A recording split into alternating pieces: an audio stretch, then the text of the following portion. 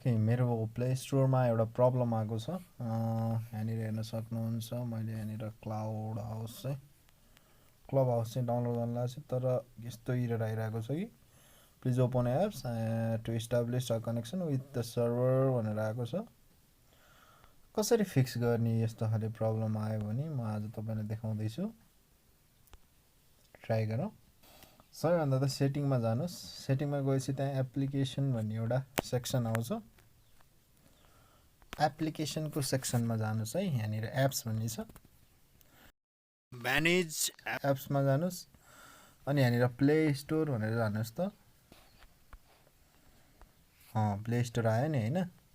यसलाई ओपन गर्नुहोस्। ओपन गरिसकेपछि सबैभन्दा पहिला यसको यतापट्टि राइट साइड तलपट्टि क्लियर डाटा भन्ने छ, यसमा क्लिक गरेर क्लियर अल डाटामा प्रेस गरिदिनुहोस्। ओके, डाटा गयो। अनि सेकेन्डमा के गर्ने भन्दा स्टोरेजमा जानुहोस्। यहाँनिर हेर्नुहोस् त, माथि यदि स्टोरेज छ भने स्टोरेजमा जानुहोस्। स्टोरेजमा गएर तलपट्टि क्लियर डाटा अनि क्लियर अल डाटामा ओके गरिदिनुहोस्।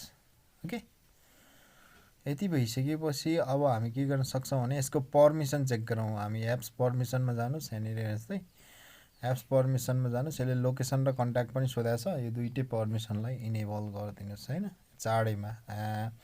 जतिवटा पर्मिसन सोधेको छ त्यो सबै इनेबल गरिदिनुहोस्। ओके, लगभग हाम्रो काम सकियो। फेरि एकचोटि तल आएर क्लियर अल डाटामा एकचोटि प्रेस गरिदिनुहोस्। हामी एकचोटि चेक गरौँ होइन। फेरि प्ले स्टोर ओपन गरौँ। ओके, आइसकेको छ। अनि त्यसपछि म यहाँनिर हाल्छु क्लब हाउस। मलाई यो एप्स डाउनलोड गर्नु थियो।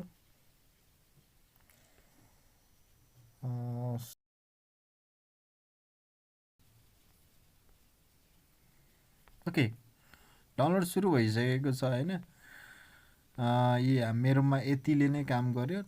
क्लियर डाटा र पर्मिसन गरिदिइसकेपछि हाम्रो काम गर्यो। क्लियर डाटा मात्रै, क्लियर क्याच मात्रै गर्दा पनि हुन्छ तपाईँहरूले।